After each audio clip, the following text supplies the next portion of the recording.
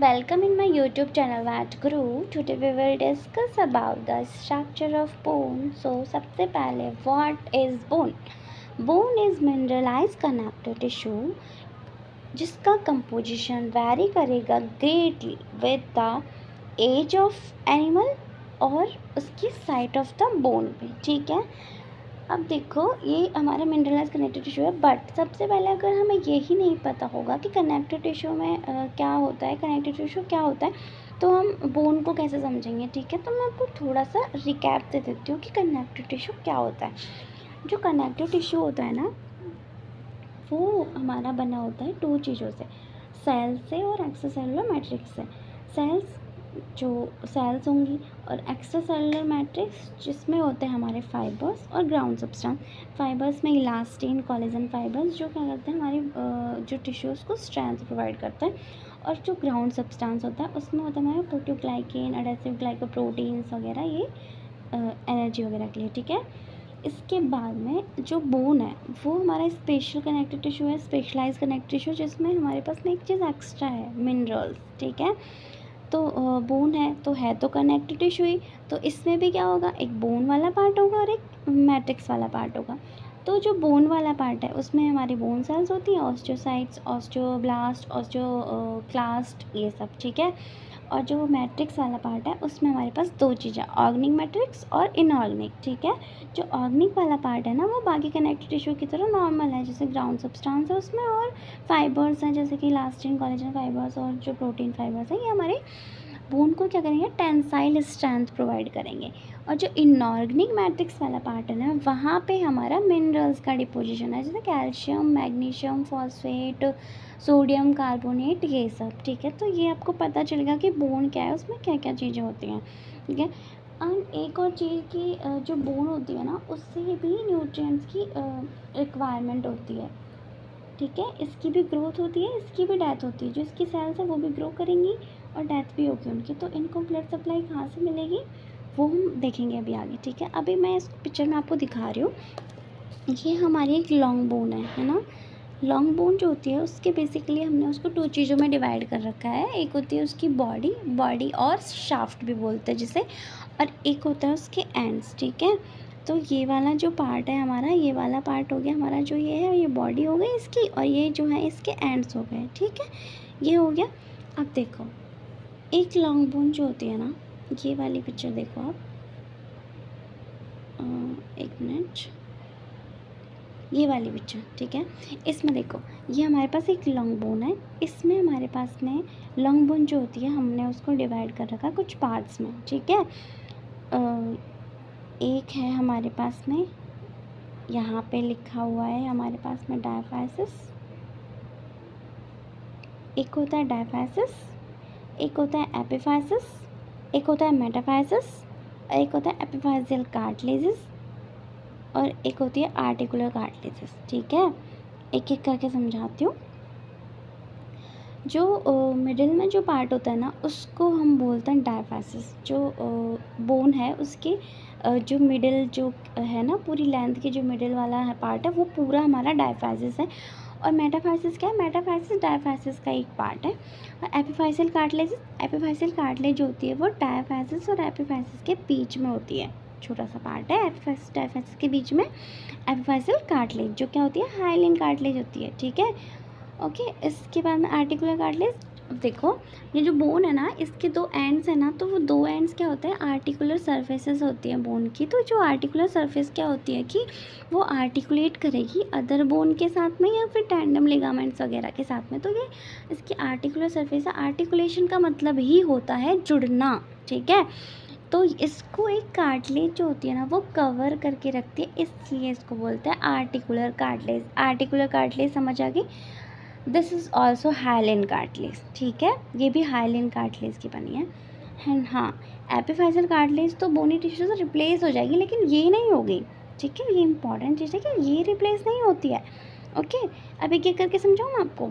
ये वाला डायग्राम देखो, हमारे पास में है जो डायफाइसिस वाला पार्ट है, ये वाला एपिफाइसिस वाला पार्ट, और बीच में मेटाफाइसिस वाला पार्ट। मेटाफाइसिस क्या है ये देखो, Metaphysis is the part of diaphysis, end of diaphysis that face towards the epiphyseal cartilage. It is called metaphysis. ठीक है, वर्क ऑफ मेटाफाइसिस, क्या फंक्शन है मेटाफाइसिस का? मेटाफाइसिस हेल्प करता है बोन की जो लेंथ है ना उसको बढ़ाने में, प्रोवाइड करता है लेंथ बोन को, ठीक है, help in the growth of the length of the bone. इसके बाद में एपिफाइसियल कार्टिलेज क्या है? एपिफाइसियल कार्टिलेज होती है हाइलिन कार्टिलेज होती है एंड रिमेन्स रहती है between the diaphysis and epiphysis in the growing bone. Then बाद में ये रिप्लेस हो जाएगी बोनी टिश्यू से। जब एनिमल यंग है, यंग वन है, बर्थ हुआ है उसका, यंग वन है, उसके बाद में ये कार्टिलेज है हमारी, और जब तक बोन की फुल्ली मैच्योर नहीं हो जाती, बोन फुल्ली लेंथ उसकी जो है वो रीच नहीं कर लेती, तब तक ये कार्टिलेज है। जैसे ही वो एडल्ट होता है ना, जैसे जैसे एडवांस एज होती जाती है, ये रिप्लेस होता जाता है बोनी टिश्यू से, और उसके बाद में उसकी लेंथ नहीं बढ़ेगी, वो बोन फिर उतनी ही रहेगी, ठीक है। इसीलिए हमारी हाइट फिक्स हो जाती है, क्योंकि हमारी बोन एक लिमिट तक बढ़ती है, ठीक है ना, और इसी की वजह से बढ़ती है एपिफाइसियल कार्टिलेज की वजह से, ठीक है ना। तो जो एडल्ट की बोन होती है उसमें एपिफाइसियल कार्टिलेज कैसे होती है? प्रेजेंट होती है कि एब्सेंट होती है? बताओ तो क्या बोलोगे? एब्सेंट होती है एडल्ट में, ठीक है। ये हो गया। इसके बाद में ना एक चीज़ और कि ये जो पूरी बोन होती है ना, हमारी पूरी बोन को हमारे एक मेम्ब्रेनस स्ट्रक्चर जो होती है ना वो कवर करके रखती है, जिसे हम बोलते हैं पेरिओस्टियम। एक मेम्ब्रेन है जो कवर करके रखेगी all the surface of the bone, ठीक है, उसको बोलेंगे पेरिओस्टियम। और एक मेम्ब्रेन दूसरी जो कवर करेगी, जो मेडुलरी कैविटी है ना उसको कवर करेगी, उसको बोलते हैं हम एंडोस्टियम, ठीक है। और पेरिओस्टियम में एक इम्पॉर्टेंट टर्म ये होती है कि पेरिक्रेनियम क्या होता है। तो पेरिक्रेनियम क्या है? जो पेरिओस्टियम है ना स्कल बोन्स की, उसी को हम पेरिक्रेनियम बोल देते हैं। स्कल में जो बोन है उनमें जो मेम्ब्रेन कवर कर रही है ना, उसको पेरिओस्टियम बोलने की बजाय हमने बोल दिया पेरिक्रेनियम, और कुछ अलग चीज़ नहीं है, ठीक है। ये हो गया ना। अब मैंने आपको नोट्स दिखा देती हूँ, इस पर मैंने लिखा हुआ है आपको सब कुछ। ये देखो, एपिफाइशियल कार्टिलेज है, इसके बारे में लिखा है, हाइलिन कार्टिलेज होती है, कहाँ होती है ना, ये सब। मेटाफाइसिस के बारे में भी लिखा हुआ है, ठीक है। पेरिओस्टियम, एंडोस्टियम, ये बता दिया आपको। उसके बाद में अब एक लॉन्ग बोन है हमारे पास में, this is a long bone. अब हम इसे काट के देखना चाहते हैं, ठीक है। हमें इसकी एनाटॉमी स्टडी करनी है, तो हमें काटना पड़ेगा इसको। तो हम इसे दो तरह से काटेंगे, एक इसके लॉन्ग एक्सिस के अकॉर्डिंग काटेंगे और एक इसका क्रॉस सेक्शनल एरिया देखेंगे। See this is picture. ये वाला पार्ट है, ये लॉन्गिट्यूडनल एक्सिस है, इसका लॉन्गिट्यूडनल एक्सिस के अकॉर्डिंग काटा हुआ है, ये इसका क्रॉस सेक्शनल एरिया है। ये लॉन्ग वाले में देखो क्या क्या दिखेगा हमें। एपिफाइसिस में ये स्पॉन्जी वाला पार्ट, ये मैं आपको भी समझाऊंगी ना, एपिफाइसिस डायफाइसिस, तो इसी के लिए है ये। इसीलिए मैं पहले आपको दिखा देना चाहती हूँ ताकि मैं आपको समझने में आसानी होगी। तो ये स्पॉन्जी बोन है, ये बताऊंगी क्या होती है। ये हमारी कॉम्पैक्ट बोन वाला पार्ट है, पेरिओस्टियम बता दिया था मैंने अभी आपको। तो ये जो बोन है हमने इसको काटा है, ये मेम्ब्रेन दिख रही है हमें, तो ये पेरिओस्टियम हो गई। ये है हमारा न्यूट्रिएंट फोरामेना। न्यूट्रिएंट फोरामेना क्या होता है? न्यूट्रिएंट फोरामेना एक फोरामेन है बोन में, तो उससे हमारी जो आर्टरीज होती है ना, न्यूट्रिएंट आर्टरीज, वो एंटर करती हैं बोन में और न्यूट्रिएंट प्रोवाइड करती हैं, न्यूट्रिशन प्रोवाइड करती है हमारी बोन को। सबसे पहले ना इससे आर्टरी एंटर होती है, दैन इसको ना मेडुलरी कैविटी तक जाती है, और मेडुलरी कैविटी में जाने के बाद में ना वो 2 पार्ट में डिवाइड होती है, ऊपर की तरफ और एक नीचे की तरफ। एक अपर जाएगी, मैं ड्रॉ करके दिखाती हूँ। ये एंटर हुई, ये मेडुलरी कैविटी आ गई, इसमें एक नीचे की तरफ जाएगी, एक ऊपर की तरफ जाएगी, ठीक है। दैन जब ये एंड को रीच कर लेते हैं ना, ये एपिफाइसिस वाले पार्ट में पहुंच जाती है, तो ये डिवाइड हो जाती है बहुत सारे पार्ट्स में, इधर भी डिवाइड हो जाएगी और ज्वाइन कर लेते हैं। जो एपिफाइसिस की जो कार्टिलेजेस होती है ना, उनको एपिफाइसिस जो आर्टरीज होती है ना, सॉरी आर्टरीज होती है ना, उनको ज्वाइन कर लेते हैं, ठीक है। तो ऐसे ही न्यूट्रिशन देते हैं हमें, इसके बारे में जान लिया।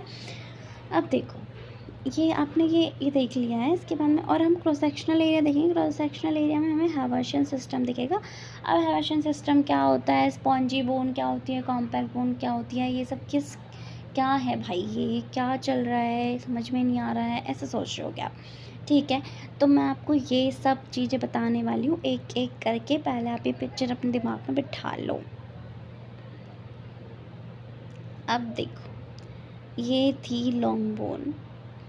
लॉन्ग बोन में दो पार्ट होते हैं, कॉम्पैक्ट बोन वाला पार्ट और स्पॉन्जी बोन वाला पार्ट, ठीक है। कॉम्पैक्ट वाला पार्ट जो होता है ना वो होता है हमारा थिन, तो होता है वो हमारा जो डायफाइसिस वाला पार्ट है, जो शाफ्ट ऑफ द बोन है उस पर, और जो एंड ऑफ द बोन है वहाँ पे उसका स्पॉन्जी वाला पार्ट जो होता है वो थिक होता है, और जो कॉम्पैक्ट वाला पार्ट है वो थिन होता है, और जो शाफ्ट वाला पार्ट है वहाँ पे कॉम्पैक्ट वाला ज़्यादा होता है, और जो स्पॉन्जी वाला पार्ट होता है वो थिन होता है, ठीक है।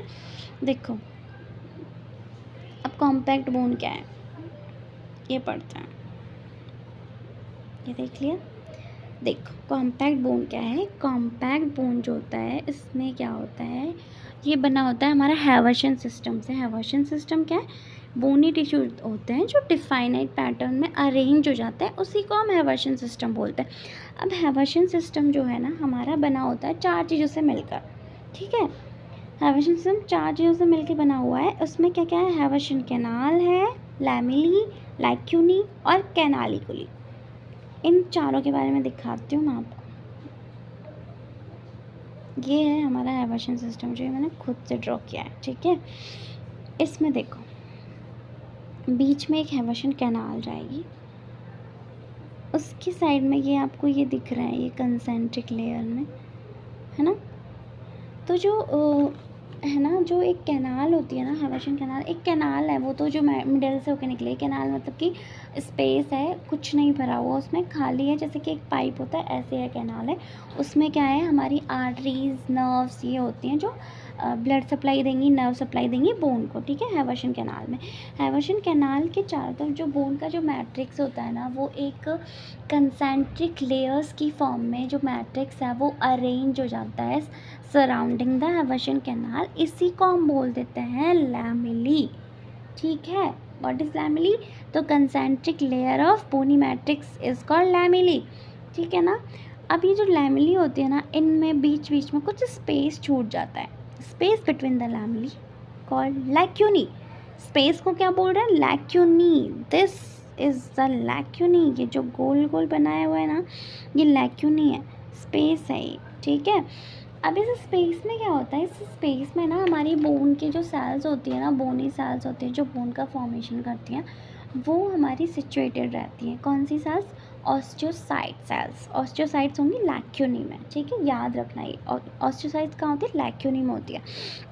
उसके बाद में कैनालिकुली। कैनालिकुली क्या है, जो लैक्यूनी थी ना, बेसिकली लैक्यूनी जो होती है उससे कुछ जो है ना प्रोजेक्शंस निकलते हैं, एकदम जैसे कि एकदम कैसे मतलब कि रेडिएशंस की फॉर्म में, रेडिएट फॉर्म में ना छोटी छोटी कैनाल्स निकलती है, माइन्यूट कैनाल्स। ये हैं माइन्यूट कैनाल्स, ये जो ऐसे बना के दिखाया हुआ है ना आपको, ये देखो ऐसे, ये लैक्यूनी है, इससे ये निकल रही है, माइन्यूट कैनाल्स हैं ये ऐसे, ठीक है। इन्हें बोल देते हैं हम माइन्यूट कैनाल्स हैं ये क्या है हमारी कैनालिकुली। कैनालिकुली में क्या होता है, जो हमारी ऑस्टियोसाइट थी ना, मतलब कि जो लैक्यूनी में जो ऑस्टियोसाइट्स होती हैं उसमें क्या होता है कि साइटोप्लाज्मिक प्रोसेसेस होता है। तो साइटोप्लाज्मिक प्रोसेसेस कहाँ पे होते हैं, कहाँ खुलेंगे हमारे, ये जो कैनालिकुली है ना इसी में खुलेंगे, ठीक है ना। ये कैनालिकुली न्यूट्रिशन भी देगा इनको, ओके। इसके बाद में ये हैवर्सन सिस्टम हो गया, समझ में आ गया आपको। इसमें सब कुछ लिखा हुआ है। लैमेली क्या है, कंसेंट्रिक लेयर है बोनी मैट्रिक्स की। लैक्यूनी क्या है, माइन्यूट स्पेस है लैमेली के बीच का। और कैनालिकुली क्या है, माइन्यूट कैनाल्स है, रेडिएट होते हैं फ्रॉम द लैक्यूनी। और एक और चीज़ जो ये बनी हुई है ना, ये जो मैंने ये बता रखी है। अब एक ना ट्रांसवर्स कैनाल्स भी होती हैं, ठीक है। ये क्या करती हैं, जो बोन की जो सरफेस है ना उसको कनेक्ट करेंगे मेडुलरी कैविटी से, ठीक है। इन्हें बोलते हैं ट्रांसवर्स कैनाल या वॉकमैन कैनाल या परफोरेटिंग कैनाल, ओके। जैसे कि ये दिखाया हुआ है इसमें, है ना। ये वाली पिक्चर देखो, ये दिख रहा है आपको, ये कंसेंट्रिक लेयर्स दिख रही हैं, ये क्या है हमारी लैमेली है। फिर इसमें ये दिख रहे हैं हमारे पास में, ये स्पेस है और इससे रेडिएट हो रही है माइन्यूट कैनाल, ये हमारी लैक्यूनी और कैनालिकुली हो गई। दिस इज़ द हैवर्सन कैनाल, जिसमें हमारी आर्टरीज़ हैं और नर्व्स हैं जो ब्लड और नर्व सप्लाई करेंगी बोन को। अब ये वाली जो है ना, ये ट्रांसवर्स देखो ऐसे थी बोन ऐसे है, बोन की लेंथ के अकॉर्डिंग जो कैनाल्स आ रही है वो तो हैवर्सन कैनाल है, अच्छे से ड्रॉ करके दिखा देती हूँ। ये हमारी बोन है मान लो कोई, ठीक है। इसकी लेंथ के अकॉर्डिंग ये कैनाल्स बनी हुई हैं। ये तो हो गई हैवर्शियन कैनाल, ठीक है। और इसकी लेंथ की ऐसे ये वाली जो कैनाल्स है ना, ये है वॉकमान कैनाल, ठीक है। तो ये आउटर सरफेस थी, मिडिल में कैविटी थी, तो इसको कनेक्ट कर लिया। ये समझ में आया ना, ये समझ में आ गया। इसके बाद में हमारे पास में बच जाता है स्पॉन्जी वाला पार्ट, ठीक है। स्पॉन्जी वाले पार्ट में क्या होता है, स्पॉन्जी वाले पार्ट में कुछ नहीं है, बहुत नॉर्मल सा है। जो स्मॉल बोनी प्लेट्स होती है ना, स्पॉन्जी पार्ट में क्या होता है, स्मॉल बोनी प्लेट्स होती हैं जो कि इरेगुलरली अटैच हो जाती हैं और बिटवीन उनके बिटवीन छोटे स्पेसेस बन जाते हैं। तो स्पॉन्जी टाइप की अपीयरेंस देता है। वो हार्ड होता है बट स्पॉन्जी लाइक अपीयरेंस, जो स्पंज नहीं होता है और उसमें बीच में स्पेसेस रह जाते हैं, तो स्पॉन्जी टाइप की अपीयरेंस देता है, इसलिए उसको स्पॉन्जी टिश्यू बोल दिया, स्पॉन्जी वाला पार्ट बोल दिया। अभी जो स्पॉन्जी वाला पार्ट है ना, जो बोन है उसके एंड्स पे ना ये रहा, देखो इसमें दिखाया हुआ है ना, अभी बताती हूँ वापस से। ये जो यहाँ पे है ना, स्पॉन्ज वाला पार्ट ज़्यादा है ना हमारा, और यहाँ पे हमारा कॉम्पैक्ट वाला पार्ट है। स्पॉन्ज वाला पार्ट बहुत छोटा सा होता है, एकदम माइन्यूट सा। क्यों? क्योंकि ना जो शाफ्ट है उसमें मेडुलरी कैविटी है, बट जो एंड है ना बोन का, वहाँ पे मेडुलरी कैविटी नहीं है भाई, वहाँ पे नहीं होती है मेडुलरी कैविटी। मेडुलरी कैविटी सिर्फ शाफ्ट ऑफ द बोन में होती है, जो कि फिल्ड होती है बोन मैरो से, ठीक है। तो ये जो शाफ्ट वाला पार्ट है, यहाँ पे हमारा क्या है, वो कॉम्पैक्ट वाला पार्ट ज़्यादा है। कॉम्पैक्ट वाले पार्ट को हम डेंस बोन भी बोलते हैं, ठीक है, क्योंकि डेंस होती है, हार्ड होती है, ठीक है। इसके बाद में स्पॉन्जी वाले पार्ट में यहाँ पे ज़्यादा होगा ये, क्योंकि यहाँ पे क्या है, कैविटी नहीं है, मेडुलरी कैविटी नहीं है, ठीक है ना। ये वाली बात समझ में आ गई ना। उसके बाद में अब ये सब पढ़ लिया हमने चीज़ें देखी थी कि बोन थी, उसका एक शाफ्ट था, ये बोन थी, उसका शाफ्ट था, एंड पे आर्टिकुलर कार्टिलेजेस थी, वो हमने देख ली क्या होती है। उसके बाद हमने शाफ्ट में हमारे पास डायफाइसिस, एपिफाइसिस, मेटाफाइसिस वाले पार्ट थे, वो हमने देख लिए। कॉम्पैक्ट बोन होता है, स्पॉन्जी बोन होता है, कॉम्पैक्ट बोन देख लिया, स्पॉन्जी बोन देख लिया। अब एक ही चीज़ बच जाती है, वो है मेडुलरी कैविटी। मेडुलरी कैविटी क्या है, यहाँ पे दिखा रखा है ना, ये वाली मेडुलरी कैविटी है, ठीक है। ये बीच में जो कैविटी है वो मेडुलरी कैविटी है। इसके बारे में पढ़ लेते हैं। मेडुलरी कैविटी में क्या होता है, मेडुलरी कैविटी जो होती है ना, वो फील्ड रहती है हमारी बोन मैरो से, बोन मैरो से फील्ड रहती है। और बोन मैरो भी 2 टाइप्स की होती हैं, रेड बोन मैरो और येलो बोन मैरो। जब बर्थ होता है ना, काव का बर्थ होता है, पार्टरेट होता है वो, तो जो प्रीनेटल लाइफ है, बर्थ से पहले वाली प्रीनेटल लाइफ और at the time of birth जो होती है, मेनली जो बोन मैरो है ना, वो सारी होती है रेड बोन मैरो, ठीक है। और जैसे जैसे जो एज है वो एडवांस होती जाएगी, जो रेड बोन मैरो होती है वो रिप्लेस होती जाती है हमारी येलो बोन मैरो से, ठीक है। तो रेड बोन मैरो में क्या क्या चीज़ होती है, वैसे एक और चीज़, रेड बोन मैरो जो होती है ना, उसको ना हीमोपोइटिक बोन मैरो भी बोलते हैं। क्यों? क्योंकि हीमोपोइसिस करते हैं। हीमोपोइसिस क्या है, जो ब्लड के फॉर्मेशन की प्रोसेस है ना, उसी को हीमोपोइसिस बोलते हैं। इससे समझ में आएगा कि इसमें क्या क्या होता है, उससे समझ में आएगा ये हीमोपोइसिस कैसे करती है। जो रेड बोन मैरो है ना, उसमें क्या क्या चीज़ें होती हैं, देखो, reticular connective tissue, blood cells different stages में, ब्लड सेल्स के फॉर्मेशन स्टेज है ना, वो बाद में पढ़ेंगे हम। Fat cells, blood vessels, lymphoid cells. तो क्या क्या है, reticular connective tissue, blood cells are different stages, fat cells हैं, ब्लड वेसल्स हैं और लिम्फोइड सेल्स हैं। और एक और इम्पॉर्टेंट चीज़ होती है रेड बोन मैरो में, मैंने यहाँ पे नहीं लिखा हुआ है, मैं लिखना भूल गई थी, मेगा कैरियोसाइट।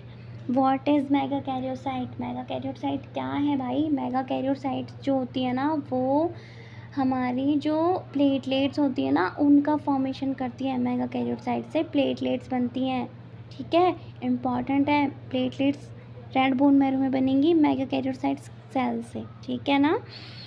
इसके बाद में ना, जब जैसे जैसे एडल्ट हो जाता है तो ये रिप्लेस होती है येलो बोन मैरो से। तो ये जो एडल्ट है उसमें कहाँ कहाँ पे रेड बोन मैरो मिलेगी हमें, स्कल में, वर्टिब्री में, रिब्स में और स्टर्नम में मिलेगी। और कुछ स्पॉन्जी वाला जो पार्ट होता है ना, लॉन्ग बोन का जो कुछ लॉन्ग बोन्स का जो स्पॉन्जी वाला पार्ट है, वहाँ पे भी रेड बोन मैरो मिलती है, ठीक है। इसके बाद में येलो बोन मैरो के बारे में, येलो बोन मैरो में क्या होता है, कनेक्टिव टिश्यू होता है, ब्लड वेसल्स, फैट सेल्स होती है और कुछ मैच्योर और इमैच्योर आरबीसीज होती हैं। यहाँ पे मेगा कैरियोसाइट्स नहीं है, ठीक है। ये कहाँ होती है येलो बोन मैरो? बेसिकली जो सारा डायफेसिस है ना लॉन्ग बोन्स का, उसमें ये येलो बोन मैरो होती है एडल्ट में, ठीक है ना। ये वाला हो गया। अब मैंने आपको बोन सेल्स के बारे में नहीं बताया है, तो मैं वो आपको अच्छे से बता देती हूँ। बोन सेल्स जो होते हैं ना, मेनली बोन सेल्स में 3 बोन सेल्स हैं, ऑस्टियोब्लास्ट, ऑस्टियोसाइट्स और ऑस्टियोक्लास्ट। सबसे पहले है ऑस्टियोब्लास्ट। ब्लास्ट सेल्स कौन सी होती हैं? ऑस्टियोब्लास्ट सेल जो होती है ना, वो मेसेनकाइमल सेल्स होती है ना, उनसे डिराइव्ड होती है। मेसेनकाइमल जो टिश्यू है ना, उससे डिराइव्ड होंगी सबसे पहले तो ये। और ये क्या होती है? एक्सेंट्रिक सेल्स होती हैं। मतलब एक्सेंट्रिक का मतलब है जो सेल है ना, उसमें जो सेंटर जो जो उसका न्यूक्लियस है ना, वो एक तरफ प्लेस्ड होएगा। मतलब कि सेंटर में नहीं होएगा न्यूक्लियस, किसी एक साइड, यहाँ हो सकता है, यहाँ हो सकता है, यहाँ हो सकता है, ऐसे। तो एक्सेंट्रिक न्यूक्लियस होता है इसमें, ठीक है। और कुछ साइटोप्लाज्मिक प्रोसेसेस होते हैं जो यहाँ पे आपको दिखाए हुए हैं। ये वाली पिक्चर देखो, ये है एक्सेंट्रिक है, साइटोप्लाज्मिक प्रोसेस है, ठीक है। अब ये क्या करती है? ऑस्टियोब्लास्ट क्या करती है? हमारा बोन फॉर्म, इसको बोलते हैं अपन बोन फॉर्मेशन सेल, ठीक है। ये बोन का फॉर्मेशन करती है, मैट्रिक्स का फॉर्मेशन करती है। इसमें क्या होता है? ये करती है कैल्शियम प्रोड्यूस करती है और एक एल्कलाइन फॉस्फेटेज प्रोड्यूस करती है। एल्कलाइन फॉस्फेटेज क्या करता है? जो लोकली अवेलेबल जो हेक्सोस फॉस्फेटेज होता है ना, उसको ये एल्कलाइन फॉस्फेटेज क्या करते हैं? ब्रेक डाउन करेगा और फ्री फॉस्फेट बनाएगा। जो फ्री फॉस्फेट है, देन ये हो गया एल्कलाइन फॉस्फेट हो गया, ये फ्री फॉस्फेट बन गया हमारे पास में, फ्री फॉस्फेट बन गया। इधर से इसने कैल्शियम का फॉर्मेशन किया, ये दोनों मिलकर क्या करेंगे? कैल्शियम फॉस्फेट बना लेंगे, CaPO4, ठीक है। कैल्शियम फॉस्फेट बना लेंगे ये, तो इससे बनेगा कैल्शियम फॉस्फेट, ठीक है। तो ये बना रहा है हमारा मैट्रिक्स, ऐसे करके ये हेल्प कर रहा है हमारा बोन के फॉर्मेशन में। उसके बाद में ना ये जो ऑस्टियोसाइट्स होते हैं, ये इनमें कोई ये डिफरेंशिएटेड सेल नहीं है, मतलब ये डिवाइड करती रहती है कॉन्टीन्यूसली। इसके बाद में ना इनमें डिफ्रेंशिएशन होता है, तो ये ऑस्टियोब्लास्ट बन जाती है, ऑस्टियोसाइट बन जाती है, सॉरी ऑस्टियोसाइट बन जाती है। ऑस्टियोसाइट क्या है? डिफ्रेंशिएशन हो गया ऑस्टियोब्लास्ट का, तब ऑस्टियोसाइट बन गई। ऑस्टियोसाइट जो होती है हमारी फ्लैट सेल्स होती हैं, फ्लैट है, ये देखो पिक्चर में फ्लैट सेल्स होती हैं। इसमें न्यूक्लियस जो होता है वो सेंटर में प्लेस्ड होता है और साइटोप्लाज्मिक प्रोसेस इसमें भी होता है।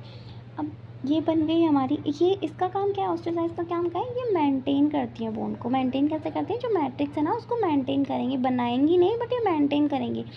अब ये बन गई ना, इनमें डिवीज़न तो होएगा नहीं, मतलब ऑस्टियोसाइट से ऑस्टियोसाइट नहीं बनेंगी, है ना। तो इनका फ्यूचर क्या है? ऑस्टियोसाइट का फ्यूचर क्या होगा? 2 ही फ्यूचर होंगे, या तो ये मर जाएंगे या तो इनका कुछ और होगा। तो 2 फ्यूचर है इनका। एक इनका एपोप्टोसिस हो जाता है, एपोप्टोसिस का मतलब है नेचुरल सेल डेथ, ठीक है। और दूसरा ये रिमेन रहती है as a bone lining sales.